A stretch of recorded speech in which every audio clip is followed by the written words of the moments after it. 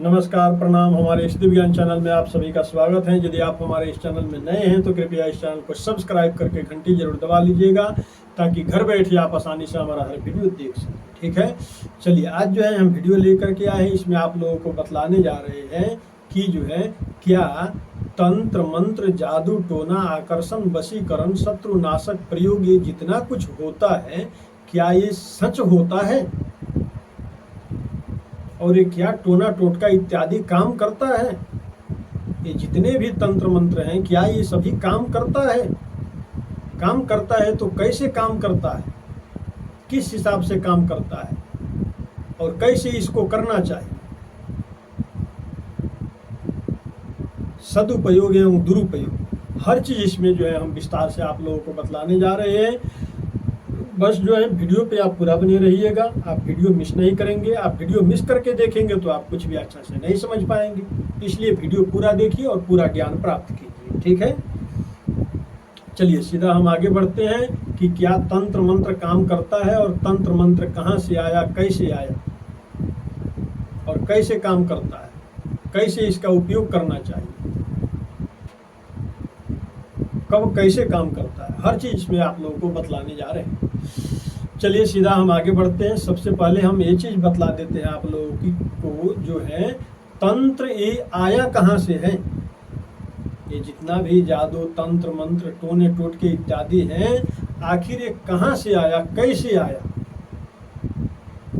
तो चलिए देखिए, ये तंत्र मंत्र जो है इसको समझ लीजिए कि शिव की बानी समझ लीजिए, भगवान भोलेनाथ की बानी समझ लीजिए, भगवान शिव शंभु शंकर की बानी समझ लीजिए इसे। ठीक है, देखिए जैसे महादेव जो है अपने कैलाश पर्वत पे बैठ करके जो है,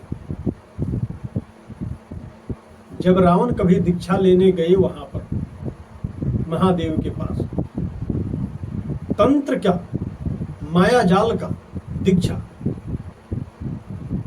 रावण जब लेने गया वहां पर, तो जो है महादेव जो है तंत्र का जो है व्याख्यान करने लगे, बतलाने लगे रावण को। रावण जो है बैठ के लिखने लगा, रावण बैठ के लिखने लगा, एक एक करके महादेव बतलाने लगे। ये टोटका इस काम में आएगा, ये इस तरह से करने से ये काम होता है, ये टोना टोटका तंत्र मंत्र जंत्र, ये सब चीज जो है महादेव बोलने लगे और रावण बैठ करके लिखने लगा। ठीक है, तो जो है रावण का जैसे मान लीजिए कि रावण संहिता हुआ, उसके बाद में महाइंद्रजाल लिखा गया, डामर तंत्र है, साबर तंत्र है, बहुत सारे तंत्र मंत्र की किताबें हैं।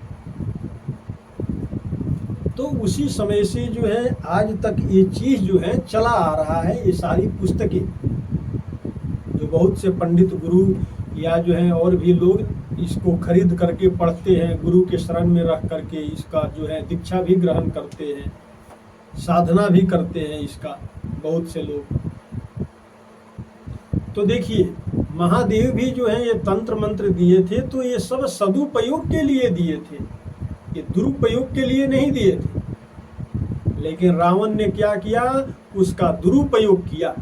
जैसे मान लीजिए वो सभी तंत्र मंत्र तो भगवान राम के पास भी था, लेकिन बात बात में कहीं पे आप नहीं देखे होंगे कि जो है श्री राम प्रभु जो है अपना माया जाल रखना, या बार बार जो है तंत्र का व्याख्यान करना, या जादू टोना इत्यादि करना, माया जाल दिखाना, ऐसा प्रभु कुछ नहीं करते थे। लेकिन रावण बात बात में करता था। सदुपयोग नहीं, दुरुपयोग करता था रावण। जैसे मान लीजिए कि अब उसको कौन सा तंत्र विद्या से, उस साधना से उसको कौन सा शक्ति प्राप्त था, रूप बदलने का, जैसे अपना स्वरूप बदल ले, तो रावण अपना स्वरूप बदल लिया उस तंत्र माया जाल से। क्या बन गया, साधु। साधु के भेष में जाकर के सीता मैया का हरण किया। तो उस तंत्र का, उस शक्ति का उसने क्या किया, दुरुपयोग किया, सदुपयोग नहीं किया, गलत इस्तेमाल किया उसका, जिसके फलस्वरूप रावण का अंत में सर्वनाश हुआ। तो राक्षस लोग जो थे उसका दुरुपयोग करते थे, माया जाल अपना रचते थे, तरह तरह का जो है सदुपयोग नहीं करते थे। ठीक है, तो देखिए किसी भी तंत्र मंत्र का दुरुपयोग नहीं करना चाहिए, उससे परमात्मा नाराज होते हैं, महादेव नाराज होते हैं, और कहीं ना कहीं उसका सजा, उसका जो बुरा फल है, जो उसका पाप है, वो आपको भोगने को मिलता है भविष्य में, जीवन में। इसलिए तंत्र मंत्र का दुरुपयोग गलत मानसिकता को लेकर के किसी के भी ऊपर नहीं करना चाहिए। ये सभी सदुपयोग के लिए बतलाया गया है। जैसे मान लीजिए अब वशीकरण है, वशीकरण का मैं बतला देता हूँ। जैसे मान लीजिए कि मैं ही वशीकरण बतलाता हूँ वीडियो में, तो वशीकरण में किस लिए बतलाता हूँ, किस काम के लिए बतलाता हूँ, इस पे आप कभी ध्यान दिए हैं? बड़े वशीकरण का प्रयोग वहाँ पर किया जाता है जैसे किसी का घर उजड़ रहा, किसी पति पत्नी में नहीं बन रहा, तो पति पत्नी जो है बात नहीं मान रही, जिसकी वजह से परिवार नहीं बस पा रहा है, तो वहाँ पर पति उस प्रयोग को कर सकता है वशीकरण अपने पत्नी के लिए, ताकि उसका घर बस जाए।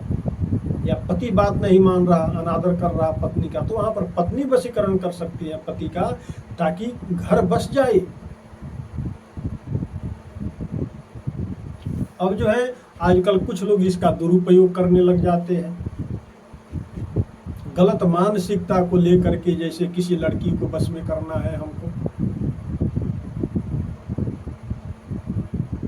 तो भाई ये तो वही हो गया ना फिर रावण वाली बात, राक्षसों वाली बात, जो राक्षस करते थे, गलत प्रयोग करते थे तंत्र मंत्र का।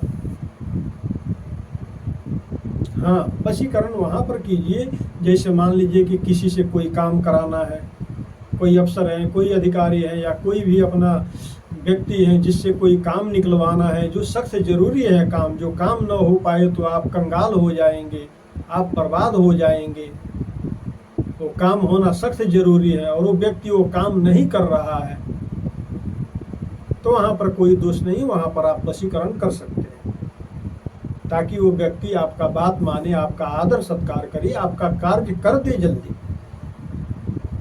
ये नहीं कि गलत मानसिकता को लेकर के किसी के ऊपर वशीकरण करना, ऐसा नहीं करना चाहिए। दोष के भागी बनते हैं आप, पाप के भागी बनते हैं। ये चीज मैं आप लोगों को समझा दिया, बतला दिया, ठीक है। देखिए कोई भी तंत्र मंत्र कहीं भी गलत नहीं है, सब भगवान शिव के मुख से निकला हुआ सब वाणी है, इसमें कोई गलत नहीं हो सकता। कई लोग बोलते हैं कि मैं तो वशीकरण किया, कई लोग कमेंट ही किए, मैं तो गुरुजी वशीकरण कर लिया, ये तो हुआ नहीं उपाय, आपने तो गलत बतला दिया। कैसे गलत हो गया भाई? तुम शिव के वाणी को, तुम उस तंत्र को गलत साबित कैसे कर सकते हो, ये बतलाओ। कुछ भी गलत नहीं होता इस धरती पे, सब अपनी अपनी जगह पे सही है, बस अपनी मानसिकता क्या है उस चीज को देखना है। काम आपका नहीं हुआ तो क्यों नहीं हुआ? हो सकता है आप गलत मानसिकता के से किए हो, या ठीक है हम मान लेते हैं थोड़ा देर के लिए कि आपका मानसिकता अच्छा है, आपने अच्छा से अच्छा किया, किसी के लिए वशीकरण प्रयोग आपने किया, पर यह भी हो सकता है कि आपने कोई त्रुटि कर दिया हो, उसमें कोई गलती कर दिया हो, जिसकी वजह से आपका काम नहीं हुआ। और एक और बात हो सकता है, जैसे मान लीजिए कि शुद्धता एवं पवित्रता का ख्याल रखते हुए कोई प्रयोग करना चाहिए सात्विक रूप से, तो हो सके आपने वैसा नहीं किया हो, शुद्धता पवित्रता एवं सात्विकता का ध्यान न रखा हो आपने, उस स्थिति में आप प्रयोग किया हो, जिसकी वजह से वो हो सके फेल कर गया हो, काम नहीं किया हो। तंत्र महादेव की आज्ञा से चलते हैं, क्योंकि वो सब महादेव के मुख से निकला हुआ वाणी है। हर तंत्र बिना महादेव की आज्ञा का जो है कोई तंत्र नहीं चलता। कोई तंत्र मंत्र करने से पहले जो है अपने गुरु का भी स्मरण करना चाहिए, गुरु के चरणों में ध्यान करना चाहिए, गुरु को बारंबार प्रणाम करना चाहिए, गुरु मिले तो उनसे आज्ञा लेनी चाहिए, उनसे पूछनी चाहिए कि गुरु जी हम इस तंत्र को करने जा रहे हैं। गुरु बिन भव निधि तरई न कोई, जो बिरंच शंकर सम होई। श्री रामचरितमानस में लिखा हुआ है, गुरु के बिना कोई भवसागर नहीं पार कर सकता, नहीं ज्ञान प्राप्त कर सकता है। और सारे गुरु से भी ऊपर एक और गुरु बैठे हैं जो स्वयं महादेव हैं, संसार के गुरु हैं। अपने गुरु का ध्यान कीजिए, साथ में महादेव का भी ध्यान किया कीजिए कि हे शिव गुरु, मैं इस तंत्र को करने जा रहा हूँ, हमारा काम संपन्न हो जाए, ऐसा आशीर्वाद दीजिए। महादेव से भी जो है नतमस्तक होकर के प्रणाम करके जो है उनसे भी आज्ञा लीजिए, फिर उस तंत्र को आप कीजिए, फिर उस उपाय को, टोने टोटके को आप कीजिए। आपको ऐसा करना चाहिए, तब वो पूर्ण रूप से काम करता है, उजागर होता है, आपका काम बनता है। विधि में आप लोगों को ये समझा रहा। सबसे पहले अपने गुरु का जो है ध्यान कीजिए। जैसे है ना, गुरु गोविंद दो हैं, खड़े का को लागे पाए, बलिहारी गुरु आप हैं, गोविंद दियो बताए। भगवान वासुदेव जी जो है, गोविंद जो है, श्री हरि नारायण जो है, बतला दिए थे कि गुरु सबसे प्रधान है। पहले गुरु को पाव लागो, फिर मेरे को लागना, पहले गुरु फिर भगवान। क्यों गुरु बड़े हैं? गुरु इसलिए बड़े हैं क्योंकि गुरु ही तो मार्गदर्शन करते हैं, गुरु ही तो बतलाते हैं कि बेटा या पुत्र ये भगवान है, इनको भगवान मानो, इनका ऐसे पूजन करना चाहिए, ऐसे वंदन करनी चाहिए, ये परमात्मा है। ईश्वरीय शक्ति का ज्ञान जो कुछ भी हो ये कहाँ से प्राप्त होता है? गुरु द्वारा ही प्राप्त होता है। इसलिए सर्वप्रथम गुरु पूजनीय है। तो बिना गुरु की आज्ञा के जो है कोई तंत्र मंत्र नहीं करना चाहिए। गुरु से आप आज्ञा लीजिए, उसके बाद में आप शिव को नतमस्तक होकर के आप प्रणाम कीजिए कि हे शिव गुरु, मैं इस काम को, इस टोना टोटका, इस तंत्र को करने जा रहा हूँ, आप हमको आज्ञा दीजिए कि ये हमारा काम सफल हो, बन जाए।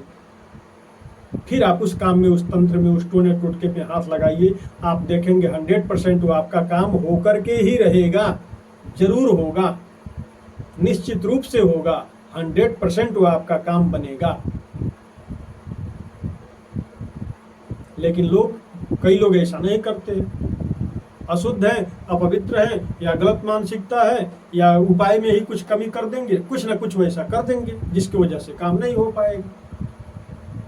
फिर कमेंट करेंगे, बोलेंगे गुरु जी आप ऐसा जो है क्यों गलती बतलाते हैं लोगों को। मैं कमेंट पढ़ा हुआ था किसी का, आप गलत बात क्यों लोगों को बतलाते हैं?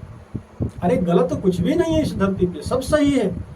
बस अपनी सोच मानसिकता का जो है वो देखना है।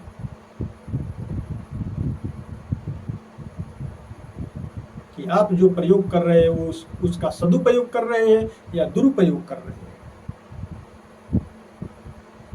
अपने स्वार्थ के लिए कर रहे हैं या जनहित के लिए कर रहे हैं, अपने कल्याण के लिए कर रहे हैं, किस मानसिकता, किस उद्देश्य से आप कर रहे हैं, ये भी देखना जरूरी होता है।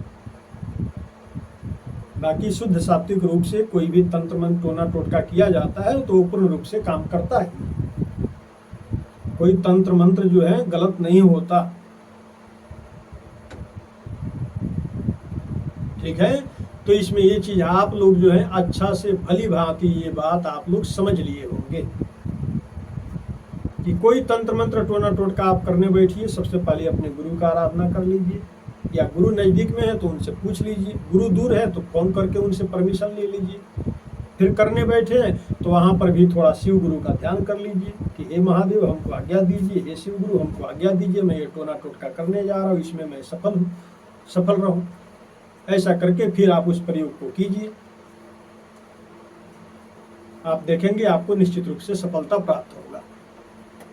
ठीक है, तो ये तंत्र मंत्र के बारे में मैं जो कुछ भी बतलाया हूँ, हमें उम्मीद है कि ये जो है आप लोगों को अच्छा लगा होगा, ये वीडियो आप लोगों को पसंद आया होगा। वीडियो आप लोगों को पसंद आया हो और यदि आप हमारे इस दिव्य ज्ञान चैनल में नए हैं तो कृपया इस चैनल को सब्सक्राइब करके घंटी जरूर दबा लीजिएगा, ताकि घर बैठे आप आसानी से हमारा हर वीडियो देख सकें। वीडियो पसंद आया हो तो लाइक कीजिएगा, शेयर कीजिएगा, कमेंट बॉक्स में जय श्री राम, जय हनुमान जी महाराज के हर हर महादेव जरूर लिखिएगा। चलिए हमको विदा दीजिए। जय जय श्री राधे। सबका मंगलमय हो, सबका कल्याण हो।